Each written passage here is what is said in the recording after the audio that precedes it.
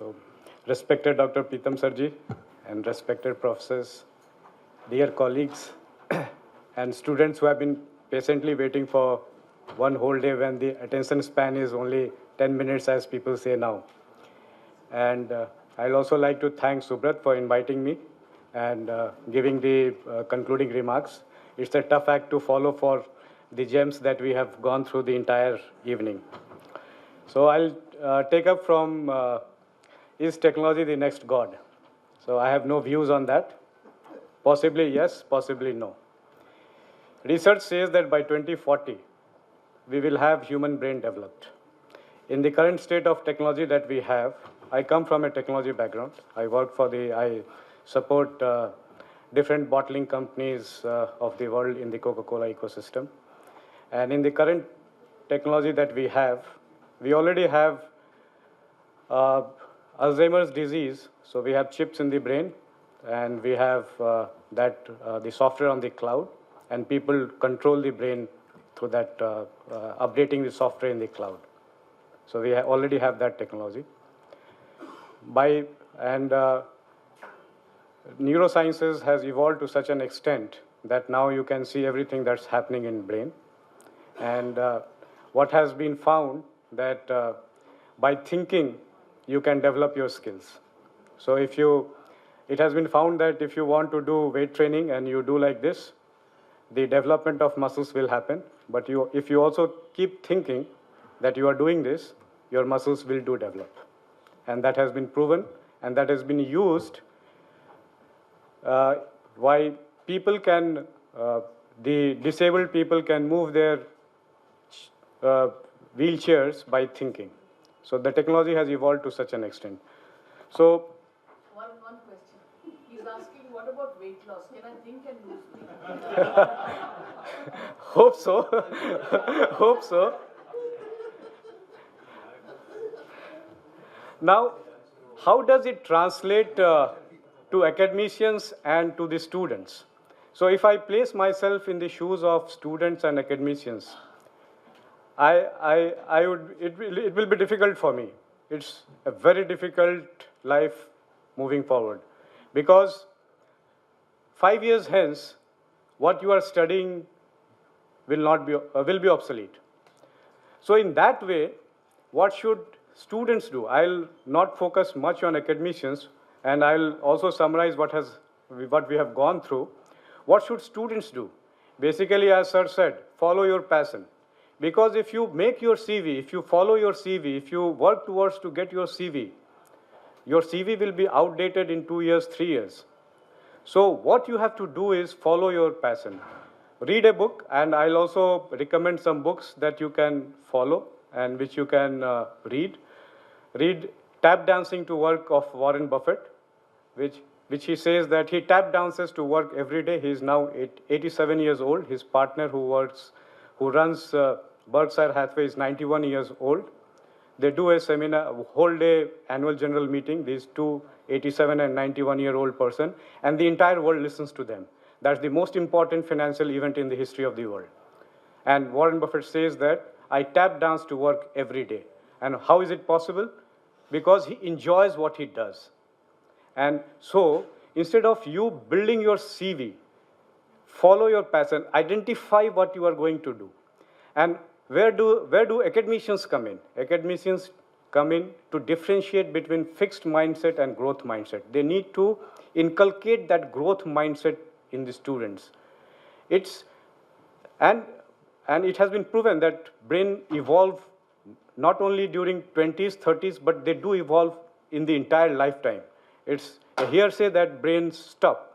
So people have now identified that brains keep on evolving, and it's only a growth mindset that will differentiate from the losers and winners. So read the research done by Carol Dweck. So she does a lot of work for students, what is a fixed mindset and what is a growth mindset, and that would help students a lot. We discussed about curriculum. So in this changing environment, how do we decide a curriculum? Because everything is changing so fast. They could. So I frankly I come from, I have studied in IIT, I'm student of IFT, and never in my life I have used anything that I learned. And I would be upfront to say that. I would be very upfront to say that, and it's not fault of the institute, because the institute do a great job. And so it's no fault of the institutes. It's the students. I, when I graduated out of IFT, so supply chain was a hot topic. So I followed the hot topic and wanted to make a career out of supply chain. But I did not have any experiential learning that people talked about. So it boils down to it boils down to following your passion. And in curriculum designing, the question that will come is positioning. So institutes have to position themselves, because there was a discussion in that session when liberal art versus specialized courses. Now, investing is the most liberal art, because mathematics, physics, psychology, everything come in. If I would have been a student now, what courses would I would have liked to take? I would have liked to take psychology, statistics, computer science, maybe Sanskrit. So, do our institutes offer these courses to students now? Is it possible to give them? So, if you look at artificial intelligence, big data, virtual reality, so all people are talking about it. But when I'm working today, I'm a bit afraid, because I don't know how to navigate this world. I'm in this field, but I don't know how to navigate this world. And this can be navigated only if you have a liberal mindset, if you have a growth mindset, if you have a learning mindset, and you are exposed to different varieties. Your big data will use your statistics knowledge. Your consumer behavior will come from behavioral sciences, psychology. So all those things have to be amalgamated. So I don't think that a liberal art education is a must, but because corporates want a ready-made product, as was made out in the session, corporates want a ready-made product, because in our terminology, we say that we are changing the wheels of a running train. It's that difficult. So corporates want a ready-made product, whereas the best education can be from liberal arts. How do you marry? So you need to have a liberal art education plus specialized courses. By 2030, we will have only renewables. India in this year will add entire gigawatt of solar energy that it had added since inception. The way we commute, the way we consume electricity will change. Do we have courses in renewable energy? I'm afraid I'm not very updated to that. I'm not very sure if it's there or not. So the curriculum designing, we need to have a mix of liberal art plus specialized courses which the industry demands. Moving to the Gurukul system. The interaction between the corporate and academics has to happen. Without it, as Dr. Saab kept on saying, that they come from a very snooty corporates that we do. There has to be a thought behind to come out it. But so the corporates will have to give something, academics have to give something. And also in research, it has been found out, and it's a political scientist called Robert Axelrod who did his research in cooperation. So cooperation can be achieved only through tit for tat. So the best form of cooperation that can be achieved between two parties can only be through tit for tat. I'm not very sure if you have heard about prisoner's dilemma and iterated prisoner's dilemma. So corporates and academicians are in a sort of iterated prisoner's dilemma. So you give something, get back something, you give something, you get back something. One-way traffic will not help. US is a prime example where you have professors being hired by companies like Google, Yahoo. They continue to do research and they continue to add value in their work. You have artificial intelligence professors of Stanford giving courses on Coursera, but in India, the intent is there, but I'm not very updated to that, but whether that action has happened or not. So that tit for tat between corporates and the industry has to happen. Technology. So how can technology help?